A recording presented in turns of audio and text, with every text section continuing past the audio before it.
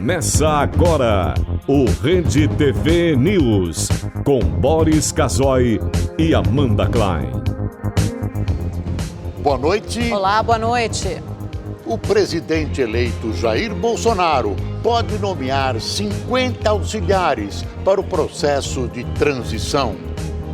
Pelo menos 5 ministros já estariam escolhidos. Uma visita ao presidente Temer deve acontecer na semana que vem. E daqui a pouco você vai ver uma entrevista com o presidente eleito Jair Bolsonaro. E ainda... O vice-presidente eleito, general Hamilton Mourão, fala em unir o país. Nós temos que falar para todo mundo. Temos que desarmar os espíritos. Senão, nós não seremos felizes. Você vai ver como uma campanha enxuta, com apenas alguns segundos na TV e praticamente sem recursos, conseguiu derrotar campanhas milionárias.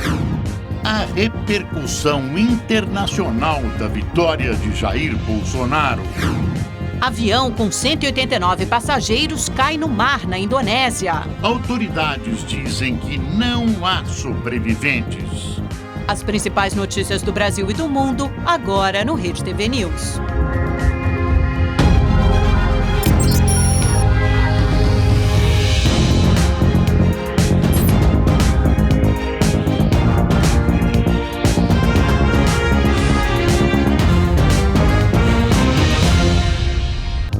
O vice-presidente eleito, general Hamilton Mourão, concedeu uma entrevista exclusiva à Rede TV. A íntegra será transmitida esta noite, à 1h, no programa É Notícia, apresentado pela Amanda Klein. Nós vamos ver alguns trechos da entrevista com o vice de Jair Bolsonaro. O governo Bolsonaro, ele tem uma visão muito clara, né, na questão econômica do país, né, que nós temos que enfrentar uma reforma fiscal, né, um ajuste fiscal severo, né, coligado, né, com uma seleção de onde nós vamos empregar corretamente o dinheiro público, né, com um combate constante contra a corrupção, ou seja, fortalecendo todas as instituições que se dedicam a essa atividade, né, dando o exemplo de austeridade. Nós temos que falar para todo mundo, temos que desarmar os espíritos, senão nós não seremos felizes. Nós temos que evitar o tom belicoso das palavras, né? Entender que as pessoas têm opiniões, né? E que a opinião, às vezes, ela converge e muitas vezes não, né? Até eu cito muito o Nelson Rodrigues, que dizia que toda unanimidade é burra, né? Então, é óbvio, não pode haver a unanimidade. Então, respeitar a opinião alheia. Eu acho que a primeira coisa que tem que acontecer aqui no país é que, se duas pessoas sentarem para discutir, bom, eu gosto de A, você gosta de B, bom, meus argumentos são esses, teus são esses, te convenci? Não, não me convenceu. Tá bom, mais um chopp e vamos mudar de assunto. Converso com a esquerda sem problema nenhum. Tenho grandes amigos de esquerda. Então, o senhor acha que a porta do governo Bolsonaro está aberta para a esquerda, está aberta para o PT? Tem que ficar aberta, tem que ficar aberta. Eles têm que apresentar as demandas dele, as ideias dele. Não somos só nós que estamos certos. A democracia, ela está intimamente ligada à liberdade, não há democracia sem liberdade. E a liberdade entendida como aquele conceito antigo que a minha acaba quando a sua começa, né? Entendo que a democracia pressupõe a alternância do poder, que parecia que agora o grupo que estava no poder há algum tempo não admitia isso. Tem que haver alternância do poder, até para a própria população experimentar modos diferentes de condução dos destinos do país.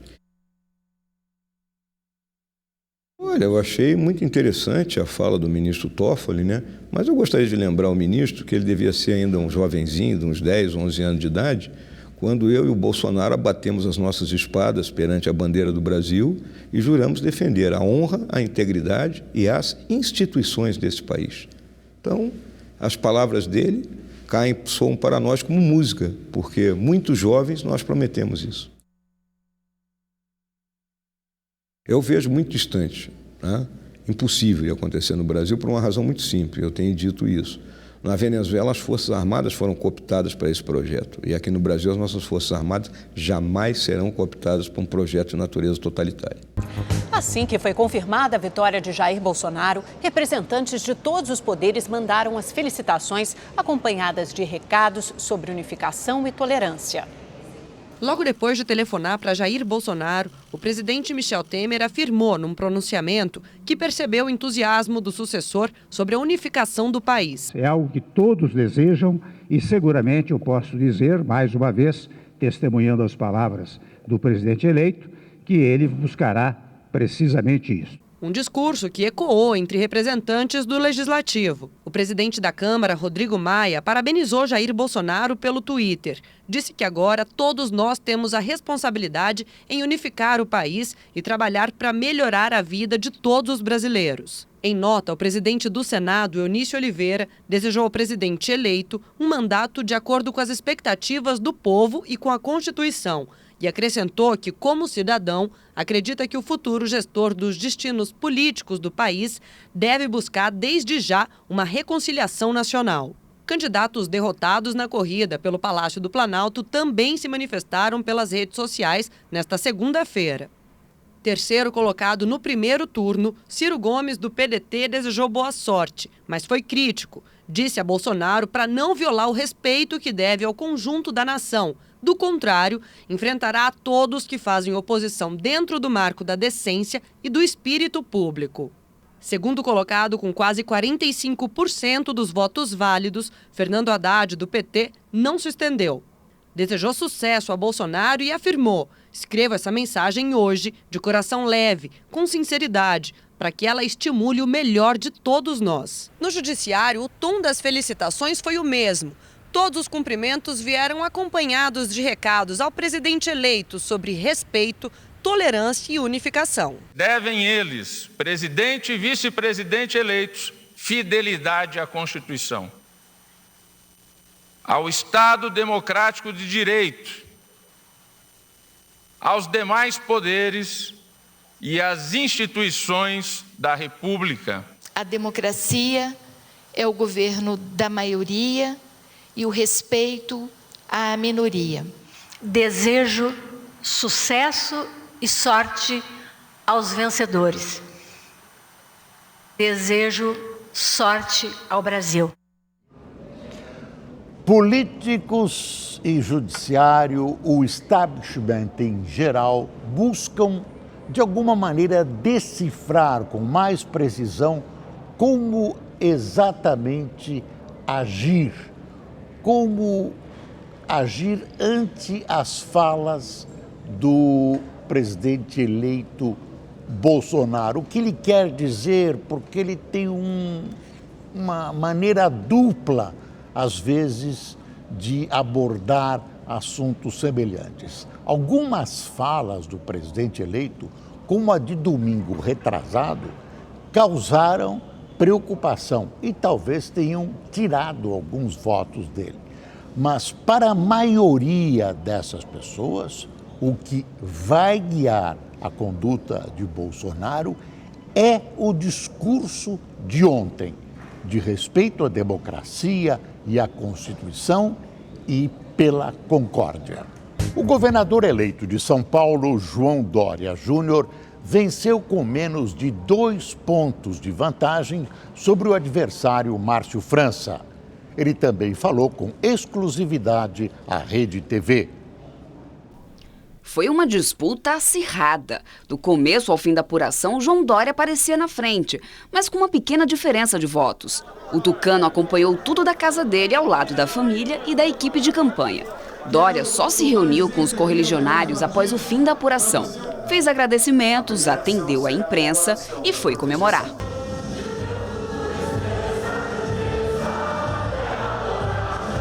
Será a segunda experiência política do publicitário. A primeira foi como prefeito da capital paulista. O governador eleito falou com exclusividade para a Rede TV. Eleito com 51,75% dos votos a partir do dia 1º de janeiro, João Dória assume o governo do estado de São Paulo. Parabéns por essa eleição, João Dória. Eu quero só começar perguntando para você. Você falou agora há pouco em discurso que a partir do dia 1º a velha política já não vai mais existir. O que você quis dizer com isso? Bem, pelo menos no meu partido, que é o PSDB. E nas nossas práticas também não tem tomar lá da cá. dei até um recado aqui muito claro, porque todos os nossos partidos coligados e o próprio PSDB estavam aqui. Então não me peçam aquilo que eu não vou cumprir. Não me peçam cargos, não me peçam favores, não me peçam facilidades. Você falou também em romper o muro. É um muro que está existindo agora no PSDB? Não, o PSDB, a partir, pelo menos aqui em São Paulo, a partir de 1º de janeiro, será um partido com lado, com opções claras. E vamos, evidentemente, sempre estabelecer com clareza qual é o nosso lado.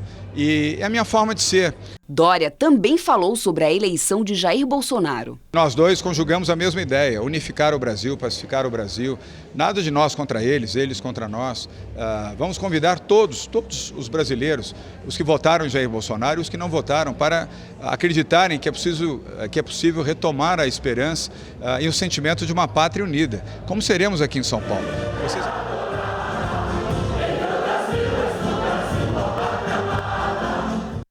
Será que os tucanos vão descer do muro?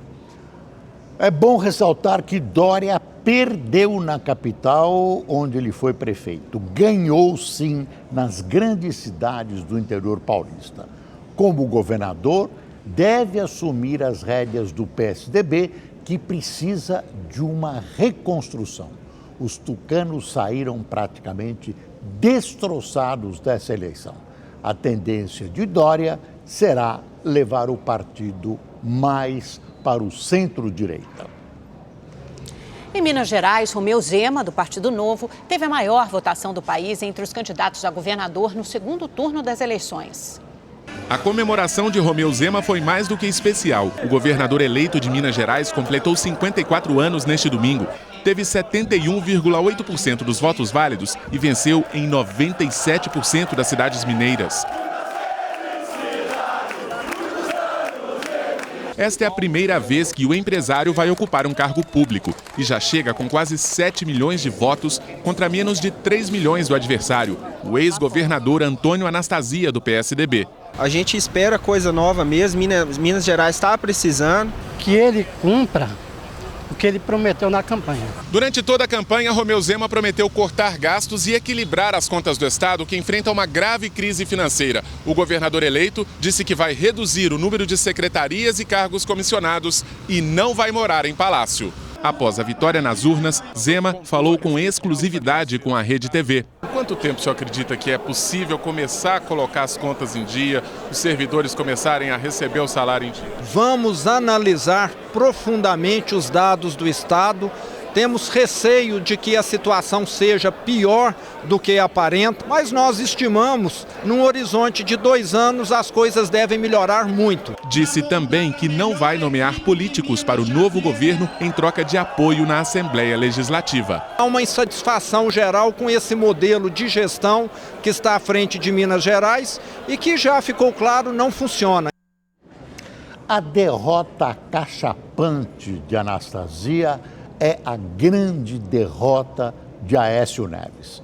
Grande parte dos mineiros votou contra o neto de Tancredo. O governador eleito do Rio de Janeiro, Wilson Witzel, do PSC, foi hoje às ruas agradecer aos eleitores pelos votos.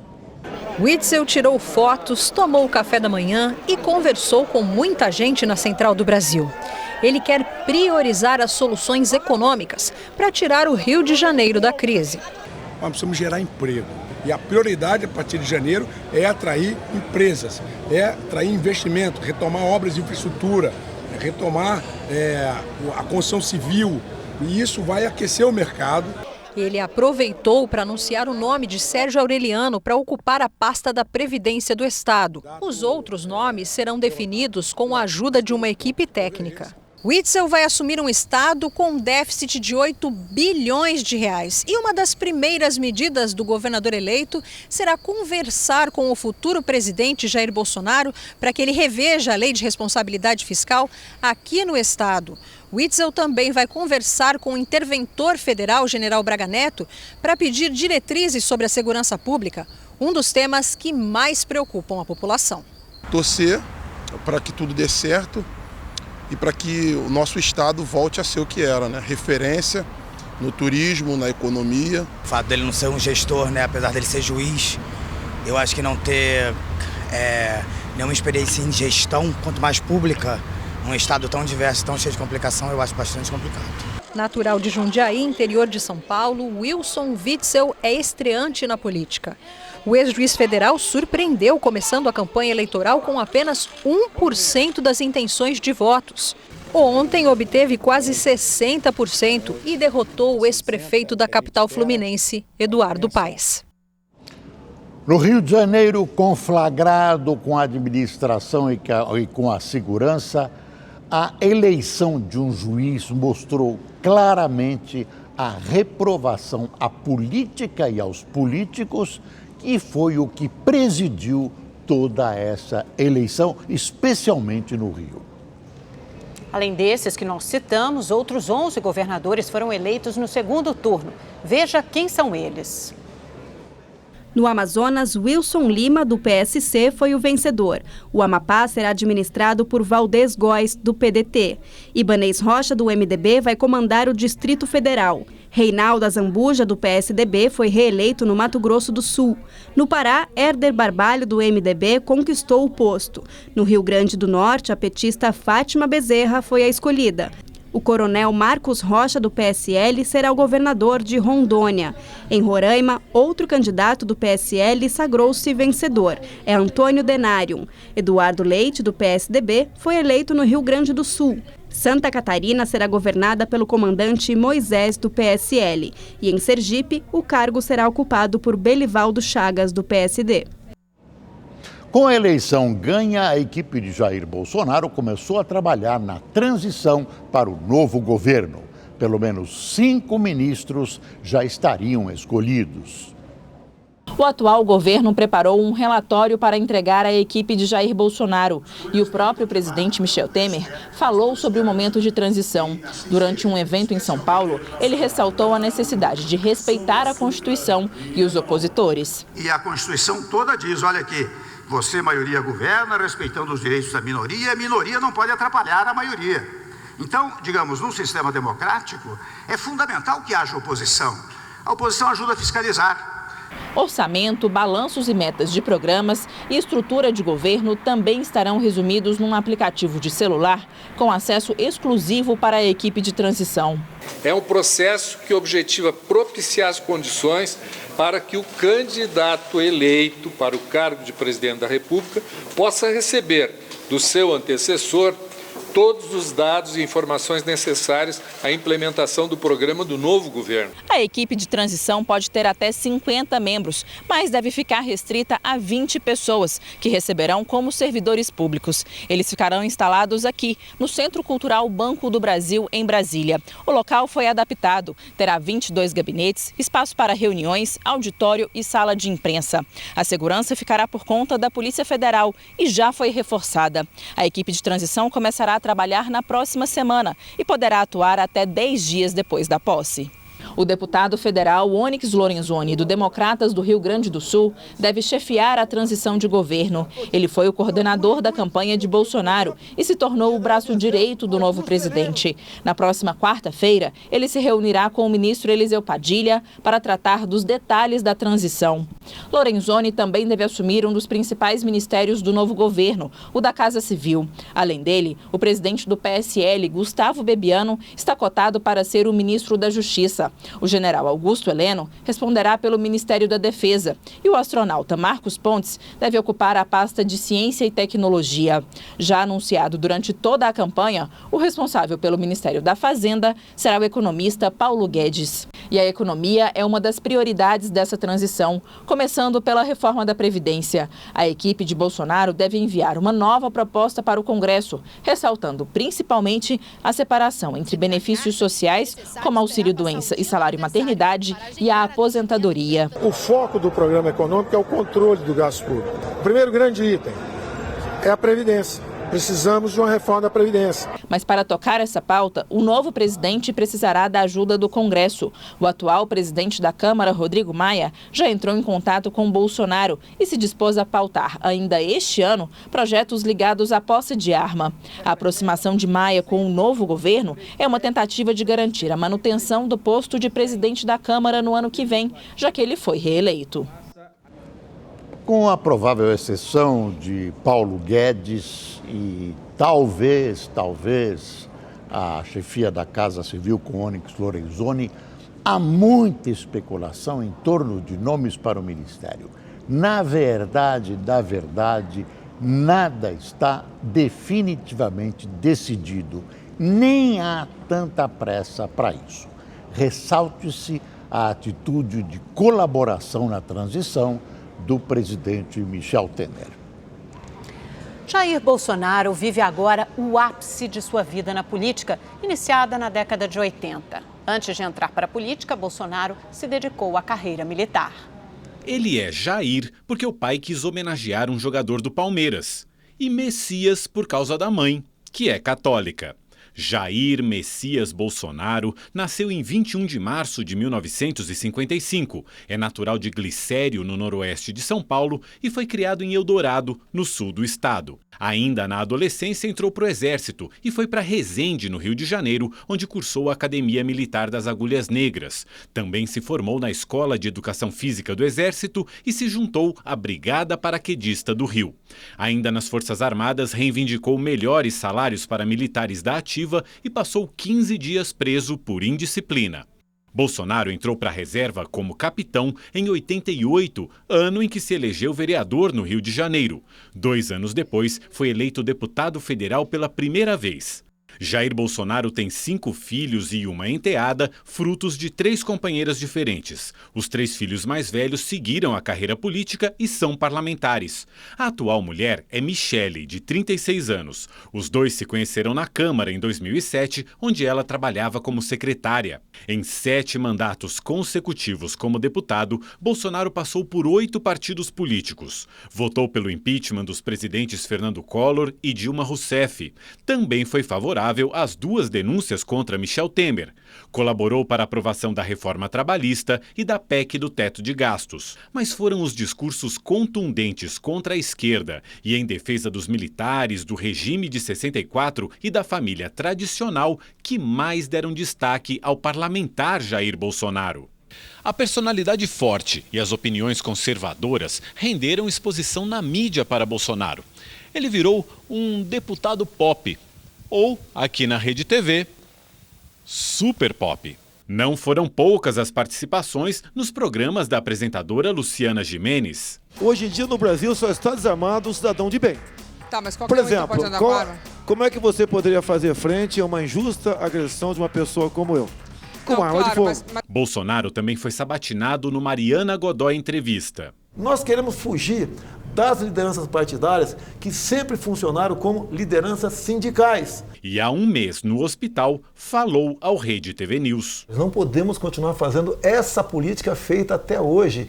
Isso leva à ineficiência do Estado e à corrupção. Além das televisões, Bolsonaro ampliou sua presença nas redes sociais, especialmente de 4 anos para cá, quando lançou sua candidatura à presidência da República. O político pop se tornou o mito que viajava pelo país e arregimentava cada vez mais apoiadores.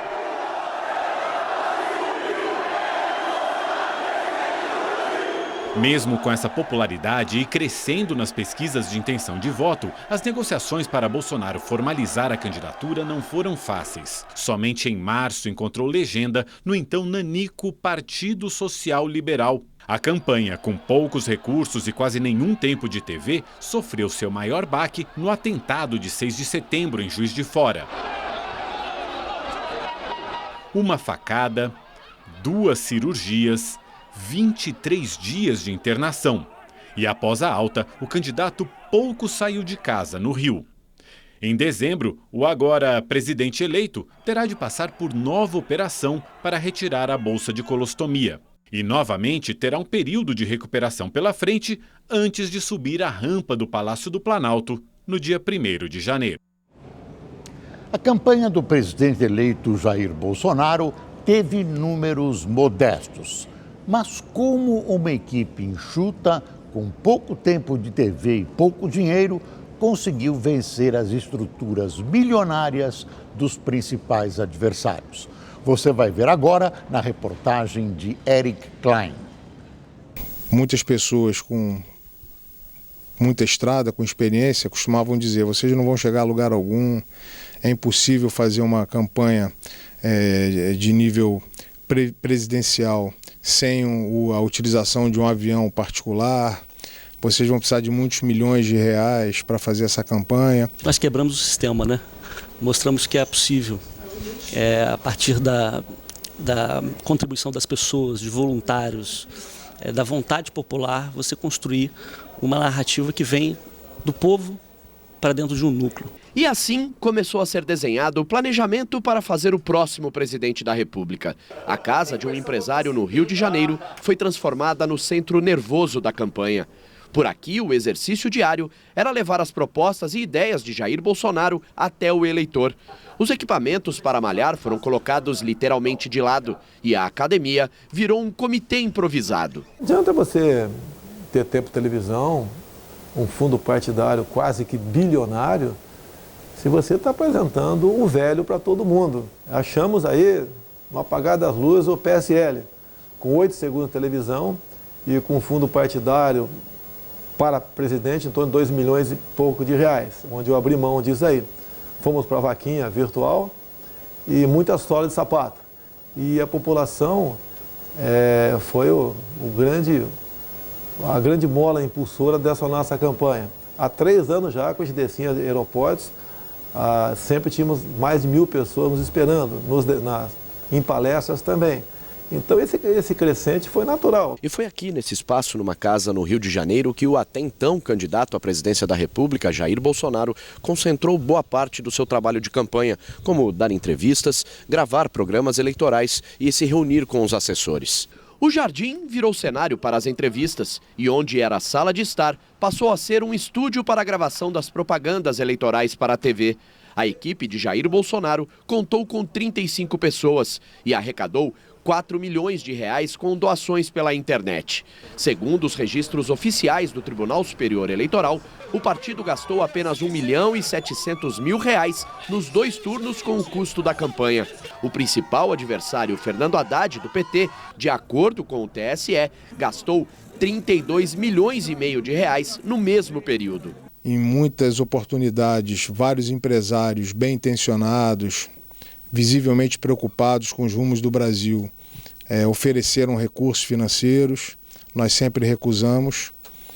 A partir do momento em que a lei permitiu a utilização de uma plataforma de arrecadação, nós utilizamos essa ferramenta, doações muito singelas, feitas por pessoas físicas, anônimas no sentido de não serem nossas conhecidas, né? Dentro de um limite pequeno de R$ 1.000 e poucos por dia. Marcos Carvalho, conhecido nos bastidores como Marquinhos, conta que foi preciso muita dedicação e esforço para que desse certo e que a equipe abraçou a ideia de fazer mais com menos e, apesar de pequena, teve um reforço primordial: as ruas. A verdade é que a campanha ela não começou agora. Toda essa popularidade que o Jair tem na internet é uma popularidade que vem das ruas já há muito tempo. A forma como é conduzida a rede, a forma como ele conversa com todos os eleitores já há muitos anos, certamente contribuiu e contribui para todo esse engajamento que a gente tem. Esforço que foi feito pelo próprio candidato Jair Bolsonaro, como lembra Gustavo Bebiano. Eu me lembro uma viagem que fizemos ao sul de Minas Gerais, Ouro Fino, Pouso Alegre, e o último compromisso acabou por volta de 00:30.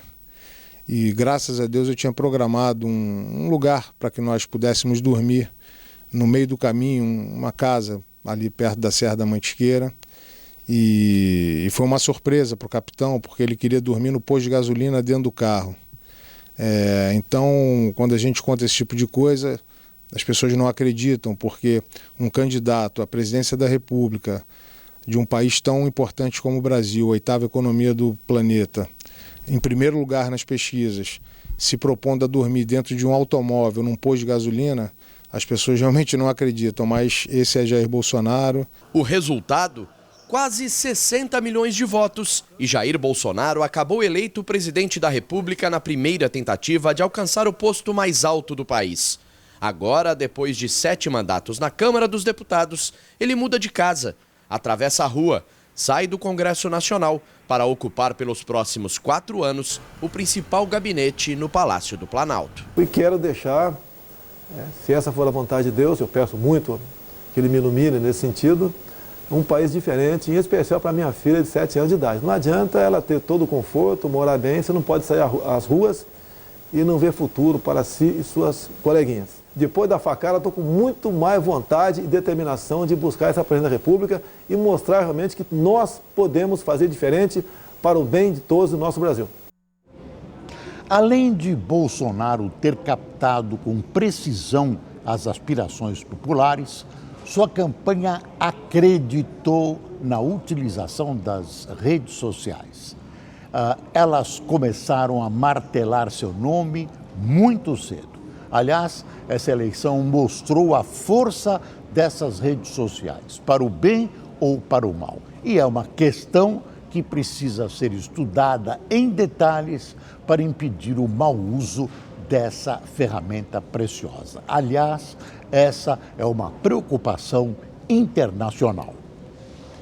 E Jair Bolsonaro falou com o repórter Eric Klein sobre o desafio de comandar o Brasil a partir do ano que vem. O presidente eleito Jair Bolsonaro gentilmente nos recebeu aqui na casa dele para essa entrevista.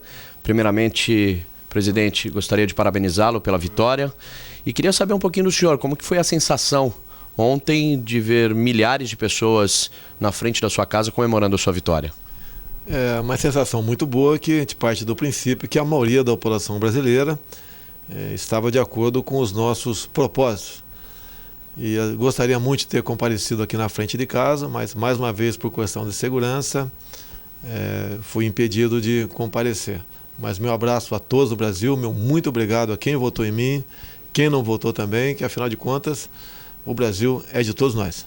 Qual vai ser a primeira medida que o senhor pretende tomar quando assumir o governo? A primeira medida antes de assumir, né? Semana que vem estaremos em Brasília, buscando aí aprovarmos alguma coisa da reforma da Previdência, evitando pautas que possam trazer mais despesa, um orçamento que já está estourado, mas o ano que vem nomear uma equipe de pessoas técnicas, competentes, com iniciativa, para que nós possamos então buscar maneiras de tirar o Brasil da situação crítica que se encontra. Nós já temos alguns nomes, né, que o senhor ventilou: Paulo Guedes na Fazenda, Onyx Lorenzoni na Casa Civil. Tem mais algum nome que o senhor possa adiantar que o senhor pretende colocar na equipe? Tem o próprio general Augusto Heleno, que estaria na defesa. Estamos bastante avançada a conversa com o coronel da Aeronáutica Marcos Pontes, que é o nosso astronauta, uma pessoa que entende profundamente das questões relacionadas à ciência e tecnologia. Continuaremos nossas reuniões e estamos buscando outros nomes. Todos são importantes, sem exceção, mas ninguém mais do que da educação e o próprio Itamaraty. Tem educação? Qual que vai ser a educação? O perfil dele é diferente do adotado até agora, que é a linha de Paulo Freire. Nós queremos alguém lá que realmente, com um bom currículo escolar, buscando maneira de restabelecer a autoridade do professor em sala de aula, forme na ponta da linha, não militantes, como são formados hoje em dia em grande parte, mas pessoas que poderão se inserir no mercado de trabalho, quer seja como empregado, patrão ou liberal, de modo que ele se sustente e dessa forma colabore com a economia do Brasil. Qual a principal bandeira, ou que o senhor pretende até carregar como legado durante os 4 anos? Está na questão da segurança, saúde, educação, tripé. O que o senhor poderia falar em relação a isso, da principal bandeira do seu governo? Tudo é importante. Se você tiver uma economia bem ajustada, a questão da violência por si só vai lá para baixo. Agora, a nossa grande bandeira será governar pelo exemplo, respeitando a todos, não só nós, bem como todos sermos escravos da legislação. Errou, paga, não interessa se é do governo ou não é. Eu acho que esse é o maior legado que a gente pode deixar. E o senhor se sente mais vitorioso, por exemplo, por ter encerrado um ciclo, por exemplo, do Partido dos Trabalhadores ou da polarização, né, PT e PSDB? Não há dúvida, né, que uma pessoa sozinha no primeiro momento, sem um grande partido, sem tempo de televisão, sem recurso, estando baixado 23 dias e depois dentro de casa, ter derrotado pessoas que que são verdadeiras lendas na política. Então a população se cansou da velha política e quer alguém diferente, mas não por ser diferente, é porque eles confiam em mim, pelo meu passado, 17 anos de exército brasileiro, bem como a minha conduta dentro do parlamento, por 28 anos, sem ser cooptado por um grupo ou outro. E está isento, né, não devendo nada para a justiça enquanto parlamentar. E as propostas? A gente fala muito, por exemplo, dos 100 primeiros dias de governo, né? O senhor acha que dá para avançar no Brasil em relação a emprego, em relação a uma melhora da economia nesses 100 primeiros dias? Dá. A proposta da equipe econômica é facilitar a vida do empreendedor do Brasil, do patrão no Brasil, tão perseguido e apenas lembrado nos últimos governos, na hora de buscar uma maior arrecadação. O nosso pensamento é exatamente diferente. Se nós dermos uma folga tributária, nós tratarmos o patrão como uma pessoa que realmente produz no Brasil, ele pode ampliar a sua margem de lucro via mais emprego. E todos nós passaremos a ganhar com isso daí. Agora, muitas outras medidas serão propostas de maneira paralela com os respectivos ministros. Tanto é que, entre as características dos ministros, todos têm que ter iniciativa para bem exercer a sua função. Em relação ao desarmamento, isso é uma coisa que está, na sua visão, assim, a curto prazo? A questão do desarmamento, não podemos ter essa política aí de desarmar o cidadão de bem e deixar o bandido muito bem armado. Eu quero dar o direito ao cidadão de bem a ter a posse da arma de fogo dentro da sua casa. Afinal de contas, o que eu quero com isso? Nada mais do que respeitar o referendo de 2005, onde 2/3 da população optou por esse direito de comprar armas e munições. E eu quero o excludente de ilicitude. Temos projeto nesse sentido. O que é isso aí? O cidadão ou o agente da lei reagindo, defendendo a vida própria de terceiro, ou o patrimônio próprio de terceiro, ele responde, mas não tem punição. O elemento vai saber que, cometendo o crime, se o outro lado reagir, o outro lado não vai ser processado por isso. Agora uma pergunta mais descontraída. Ontem a gente ouvia muito o senhor sendo chamado de mito pelos seus apoiadores, pela população. O senhor se considera um mito? Não, alguns não. Veio um apelido meu, que era Canela Branca, né? E vivia também de extração de palmito no Vado Ribeira, conhecido mais como Parmito por ser do interiorzão. Agora o pessoal faz muita brincadeira, afinal de contas, né? Muita coisa aconteceu no Brasil depois que eu entrei na política que nem acreditava que pudesse acontecer. Entre eles, né? A derrocada de velhas lideranças no Legislativo e no Executivo. Deixa uma mensagem então para o povo brasileiro que a partir do ano que vem terá o senhor como presidente da República. Olha, o que eu quero é fazer aquilo que fiz ao longo desses 4 anos que eu estive numa pré-campanha. Dizia sempre que nós precisamos de um presidente honesto, patriota e tenha Deus no coração. Eu acho que isso é a base para nós sonharmos com boas políticas de modo que nós possamos viver mais felizes. E eu perguntaria, qual país do mundo tem o que nós temos? Ninguém. Terras agricultáveis, área para turismo, biodiversidade, riquezas minerais, um povo maravilhoso, uma temperatura fantástica. Ninguém tem isso. O que está faltando para nós? De um presidente que escale um time de ministros que trabalhe para o seu povo e não para agremiações político-partidárias. Presidente eleito Jair Bolsonaro, obrigado. Parabéns, boa sorte para o senhor. Obrigado. Em vários estados do Brasil, milhares de eleitores foram às ruas comemorar a vitória de Jair Bolsonaro. A festa foi grande, até parecia final de Copa do Mundo. Em São Paulo, vestidos com roupas verde e amarelo, milhares de pessoas foram para a Avenida Paulista esperar o resultado da eleição. E quando o anúncio veio... A multidão botou para fora um sentimento que estava escondido há anos.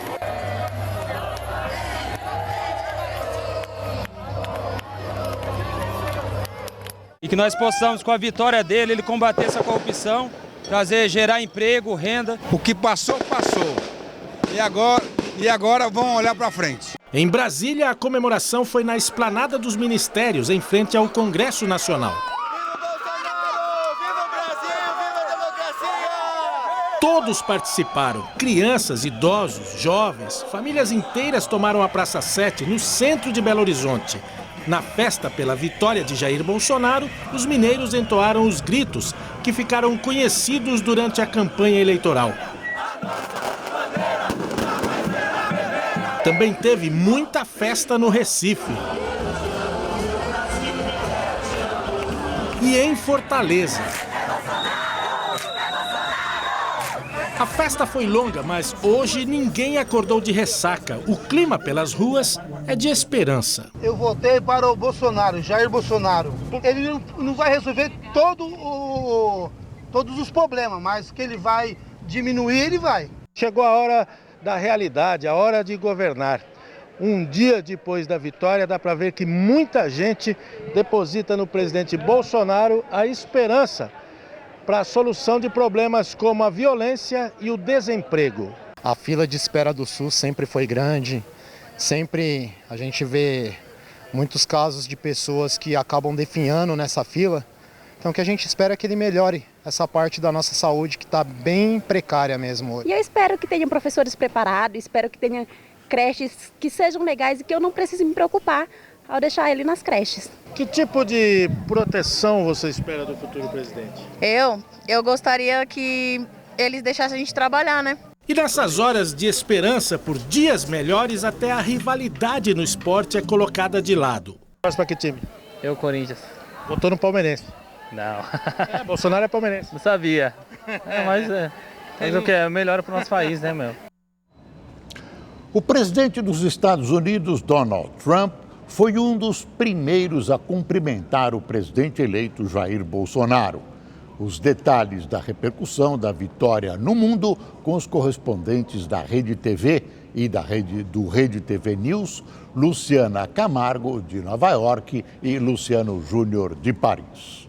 Assim que soube da vitória de Jair Bolsonaro, o presidente americano Donald Trump ligou para parabenizá-lo. O presidente dos Estados Unidos acabou de nos ligar, nos desejou boa sorte e, obviamente, foi um contato bastante amigável. Nós queremos, sim, nos aproximar de vários países do mundo sem o viés ideológico. Pelas redes sociais, Donald Trump reafirmou a conversa e destacou que os dois países vão unir forças para uma aproximação maior.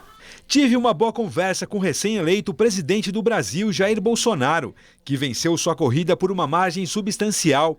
Concordamos que Brasil e os Estados Unidos vão trabalhar juntos em comércio, forças armadas e tudo mais. Excelente ligação. Desejei-lhe parabéns. Aqui nos Estados Unidos, a imprensa tem feito muitas comparações entre os dois líderes, principalmente por causa do perfil deles. A mídia americana chama Jair Bolsonaro de Trump do Brasil. O jornal The New York Times destaca que, após eleger por 4 vezes seguidas dirigentes de esquerda, a maior nação da América Latina optou por um rumo radical. O The Wall Street adota o mesmo tom e diz que o Brasil pôs fim a uma das campanhas eleitorais mais polarizadas e difíceis da história do país. O secretário-geral da Organização dos Estados Americanos, o uruguaio Luiz Almagro, aplaudiu a mensagem de paz de Bolsonaro e parabenizou o povo brasileiro pela eleição.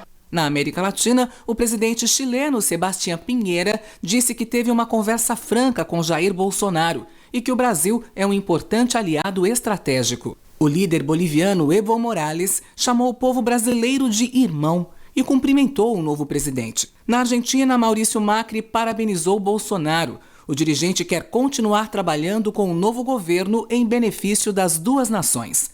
Também mandaram felicitações o presidente paraguaio Marito Abdo, Martín Vizcarra, do Peru, e o presidente venezuelano Nicolás Maduro. Todos expressaram a vontade de manter um relacionamento saudável e positivo com o novo governo brasileiro. Agora, vamos ver como foi a repercussão da eleição de Jair Bolsonaro na Europa, com Luciano Júnior. Aqui na Europa, a eleição brasileira também repercutiu bastante. Em Portugal, a versão digital do canal de notícias RTP fez uma reportagem em ritmo de samba, mostrando que a comunidade brasileira que vive por lá ficou dividida em relação ao novo presidente. Essas eleições mostram dois mundos completamente diferentes no Brasil. O inglês The Guardian também usou o vídeo na versão digital para falar da votação brasileira. A reportagem mostrou a festa na casa de Bolsonaro, parte do pronunciamento, algumas confusões, a alegria dos vencedores e a tristeza de quem perdeu. Não merece! essa ignorância? Na Alemanha, o DW, na versão em português, postou uma notícia com as 25 frases mais marcantes da trajetória de Bolsonaro como político e terminou o artigo com um link para uma reportagem especial sobre a ditadura militar brasileira. Os principais líderes da Europa, claro, também se pronunciaram. O vice-primeiro-ministro italiano Matteo Salvini, de direita, em sua rede social, estampou uma foto de Bolsonaro com a tela dividida, onde faz um sinal de positivo. Desejou boa sorte e disse que a amizade entre os dois povos e governos será ainda maior. O primeiro-ministro espanhol Pedro Sánchez, também pelo Twitter, falou que os desafios serão enormes. Mas o Brasil pode contar sempre com a Espanha. Aqui na França, o presidente Emmanuel Macron disse em nota que espera que os dois países mantenham parcerias estratégicas baseadas em valores comuns de respeito e de promoção dos princípios democráticos. Quem também se pronunciou por meio de uma rede social foi a ex-candidata à presidência de extrema-direita Marine Le Pen, que perdeu as últimas eleições para o próprio Macron. Em sua conta no Twitter, Le Pen desejou boa sorte a Bolsonaro e disse que os brasileiros optaram por punir a corrupção generalizada e os crimes aterrorizantes que nasceram sobre governos extremistas de esquerda. Para ela, o novo presidente irá corrigir a frágil situação econômica, democrática e de segurança em que passa o Brasil.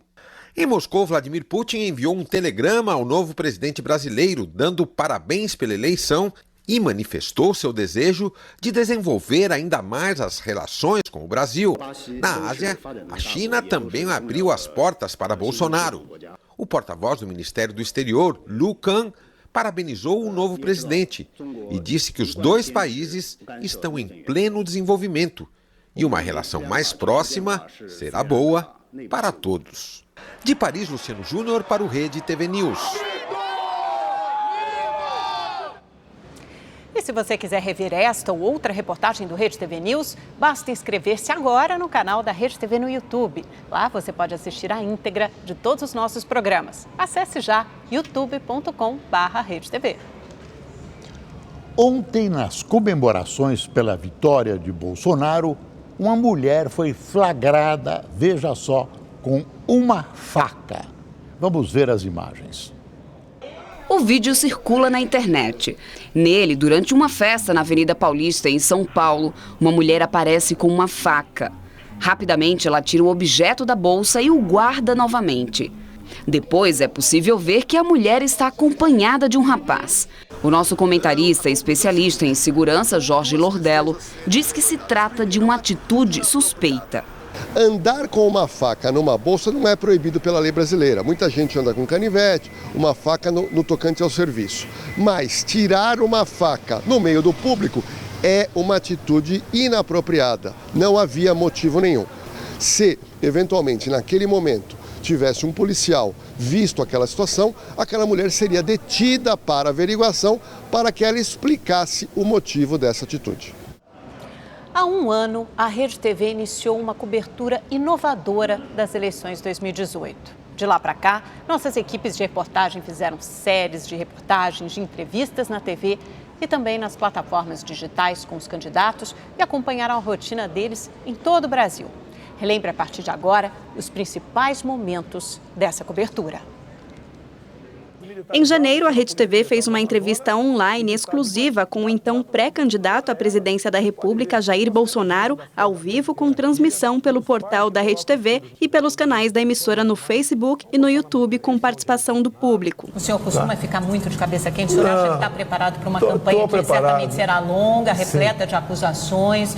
O senhor pretende moderar o discurso? A gente vai se preparando, muita coisa já melhorei, sou ser humano, a gente consegue, obviamente, evoluir.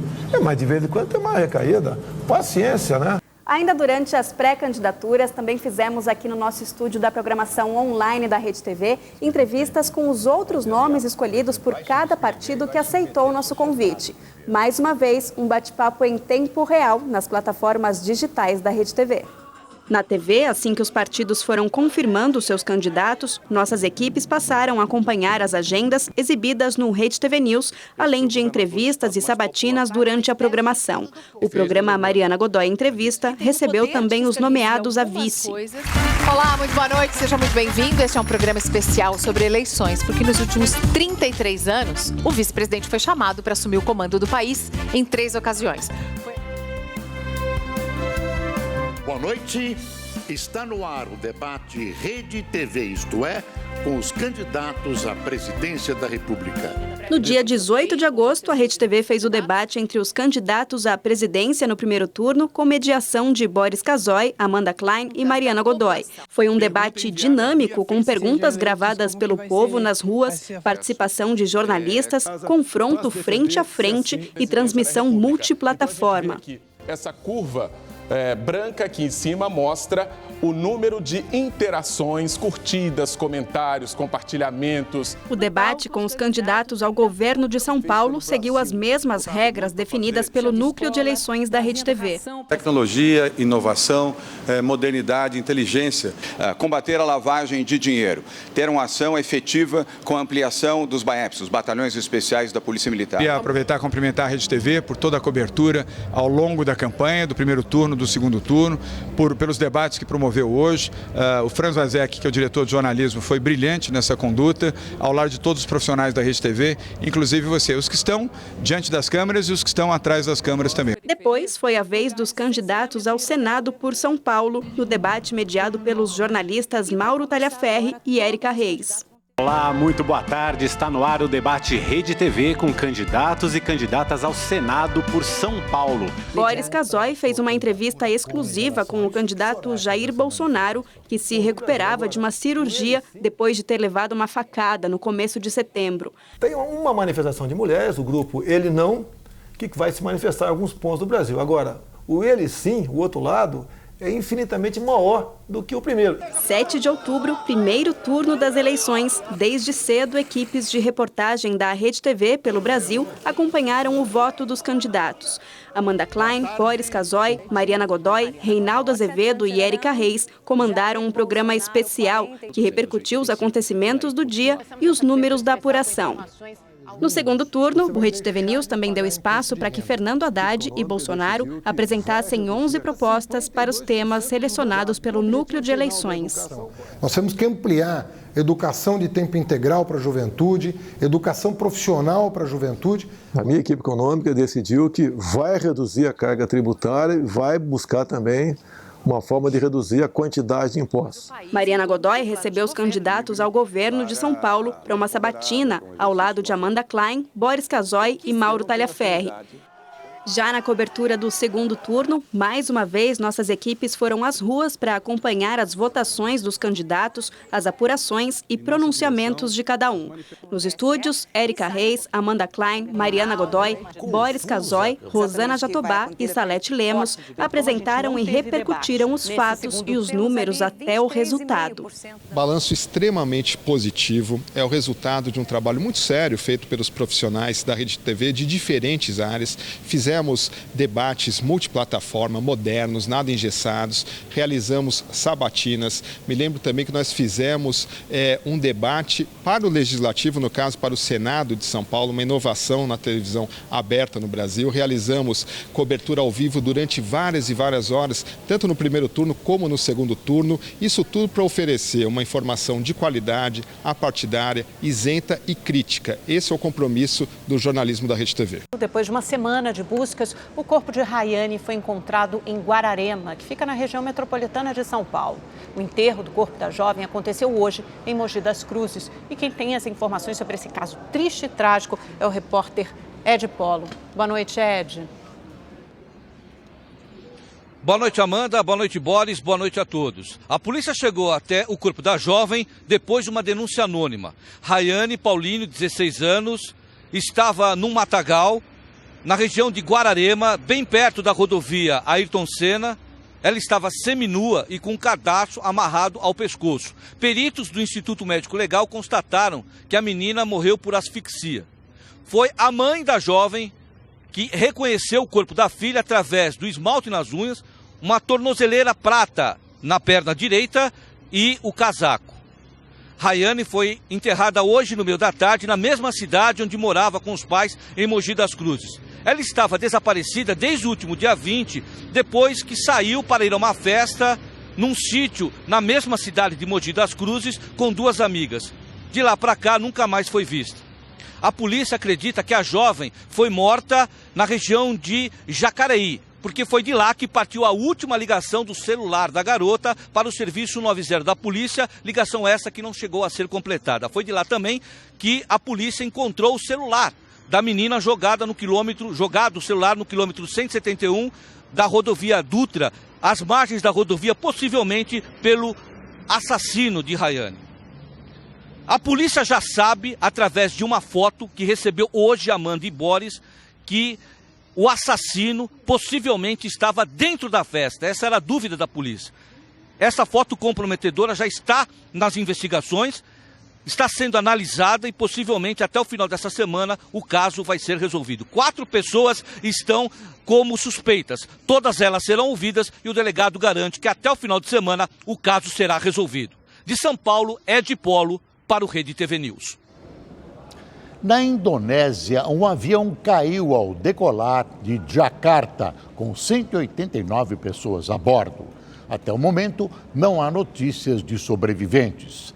Vamos ver na reportagem do correspondente do Rede TV News na Ásia, Marcelo Espíndola. Apesar de todo o esforço na procura de algum sobrevivente, a Agência Nacional de Busca e Resgate descarta a possibilidade de haver alguém com vida. A notícia causou ainda mais tristeza nos familiares das vítimas, que ainda aguardavam com alguma esperança. O Boeing 737 MAX 8 da companhia aérea Lion Air decolou com o voo JT-610 de Jakarta nesta segunda-feira às 6h20 da manhã, 8h20 da noite de domingo no horário de Brasília, com destino a Pangkal Pinang, na ilha de Bang Ka, em um voo que levaria pouco mais de 1 hora e perdeu contato com o controle de tráfego após 13 minutos da decolagem. A procura pela aeronave continua. Se acredita que esteja na região onde foi localizada uma grande mancha de óleo na superfície do mar. O esforço é feito também para localizar a caixa preta e descobrir a causa do acidente. O primeiro que envolve um Boeing 737 MAX, uma versão mais atualizada da aeronave. Segundo a companhia aérea Lion Air, o avião apresentou um problema técnico em voo anterior, mas já havia sido resolvido. A Indonésia é um dos mercados da aviação que mais cresce no mundo, mas em matéria de segurança tem deixado a desejar. Registrou em 1997 um acidente de avião com 214 mortos. Em 2004, outra queda causou a morte de 25 pessoas. Em 2013, um avião caiu, mas 108 passageiros sobreviveram. Além disso, em 2011 e 2012, vários pilotos foram encontrados com metanfetaminas, substância que causa dependência e é proibida no Brasil. Marcelo Espíndola, de Macau, para o Rede TV News. O meia Daniel, que estava emprestado ao São Bento pelo São Paulo, foi brutalmente assassinado. O corpo do jogador foi encontrado no fim de semana num matagal em Curitiba. Hoje, o Clube do Morumbi prestou homenagens ao ex-companheiro. Antes do treino, jogadores do tricolor fizeram 1 minuto de silêncio em memória a Daniel. O atleta, que estava no São Bento, mas pertencia ao São Paulo, foi encontrado morto numa plantação de pinos no estado do Paraná. Ele tinha 2 cortes profundos no pescoço e o órgão genital foi decepado. O crime foi realizado por uma arma branca. Moradores da região, eles andando por aqui, avistaram aí a poça de sangue na rua e tem a marca onde foi arrastado. Então é uma cena bastante chocante, né? A suspeita é que se trata de um crime passional. O corpo foi liberado esta tarde do IML de São José dos Pinhais, em Curitiba, onde a perícia foi realizada. Daniel foi apresentado pelo São Paulo em 2015. Ficou 2 anos no clube antes de ser emprestado. tempo suficiente para fazer amigos. Tanto que nas redes sociais, Rodrigo Caio, Michel Bastos, Hudson, João Schmidt, Caleri, entre outros, prestaram homenagem ao ex-companheiro assassinado. E tem vários caras aí que eu tive o prazer de conhecer, que foram muito importantes também para crescer. Além do São Paulo, outros clubes nos quais ele passou se manifestaram. O Cruzeiro, onde ele começou, o Botafogo do Rio de Janeiro, Coritiba e a Ponte Preta.